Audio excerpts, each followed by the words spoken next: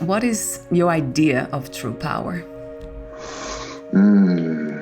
Yeah, for me, true power is coming from center, that source of all. It's a resonance that comes from the deepest aspect of ourselves, that it's not based on mind, but more sensing into our experience from that 0 point within and emanating that out. Once we're present in that, once we are grounded in that, it's like it opens it up to synchronicity, ideas, as we were talking about earlier, just like things start flowing very differently, as opposed to being in our heads. And a lot of times that's when we start to force things and expect things to happen, and it flips the picture to one where we're trying a lot more than we actually need to.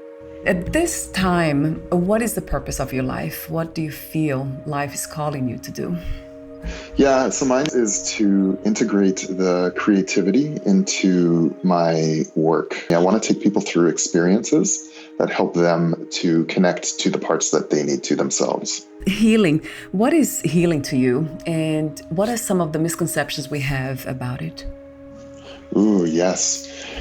Yeah, well, healing, I think, is going into the darker parts of ourselves, or the parts that have inconsistent ideas about, and revisiting them to love them out into the open. I had a lot of trouble with just accepting myself and not being hard on myself. And through these past years, I've been doing work around that to see that life doesn't have to be based on driving me forward with the stick. So, bringing these aspects into consciousness and really looking at them so that I can release from that. And as you said earlier, self-love. Yeah, going back to love, to me, is fundamental, the unconditional self-love piece. It's so basic. Yeah, like the unconditional was the word that really hit me there. Why do you think it's so challenging for us? How the world is set up, we get indoctrinated into a system where school, you got to put your hand up. If you get the wrong answer, there's like a red mark on your page. In our minds, that it's like you have to get it right the first time. When, life is really based on experimentation, how nature works even, you look at that and it's just like, it's amazing. Just how certain plants will even complement other plants when it's even like you're looking at, say, permaculture. Things have a way of flowing and they don't need to be pushed. They don't need to be perfect, right? And not that men have it worse, but I think that we've bought into certain beliefs that have taken us farther away. Whereas, I find a lot of women it's so intuitive for them to understand. And I think that's why, we're moving into this time where it's like a lot more women leaders. Connecting back in, understanding that we can be truthful. We don't have to be perfect. And that's what we need to go back to, that balance of energies, right, within ourselves, the feminine and masculine coming together. We all have that. What do you love most about being in a human body? And what has been the greatest challenge for you? Ooh, beautiful questions. Yeah, to be able to experience life in its fullness. I'm not always in a state of presence, but the moments when I'm there, seeing a sunrise and really being able to take that in, it puts you in this timeless state. It's like gratitude is instantly accessible. And the second question was about challenge, was it? Yes, the greatest challenge is a challenge that you have had in the human body.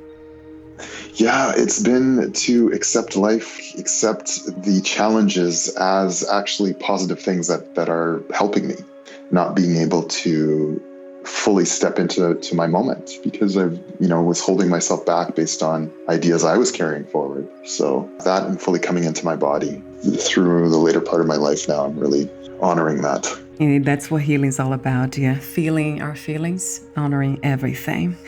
I had resistance in the beginning to feeling those darker feelings. What makes it difficult is because of what the stories the mind gives it. But it's like if we could just feel the feels without giving it any sort of story meaning, then it makes it easy. We get through it and all of a sudden it's like, okay, there's sunshine again. What is the meaning of freedom to you? What is to be free? Be able to make decisions from the internal perspective and less from what's happening externally. Freedom of choice based on desire, not having limitations placed upon, but seeing that everything's accessible. Some things may not be accessible now because there's timing, but nothing is beyond limit. That's a beautiful message. Everything's possible. Yeah. It's a matter of imagination, isn't it? If we can imagine, yeah, we can get there. Or we can be there now, actually. If we can imagine now, we're already there in a way. So true, so true. But lately it's been really dropping into the feeling of that. I'm finding like the more that I explore and get different connecting points to understand what different contrasts are, it's easier to drop into that sense of knowing. Whereas how I used to do it before was try and like imagine through just my head. Right. And, it's like I can kind of get the concept, but not as much as when I'm like in different experiences to feel it too. Yeah, I love that. The embodiment piece. Talk to me for a moment about that since we are already on this path. Well, okay, so it's called integrative coaching, but it's like a process of deep inquiry, not really providing the answers to the client, but have them ask the right questions so that they can access within themselves those answers.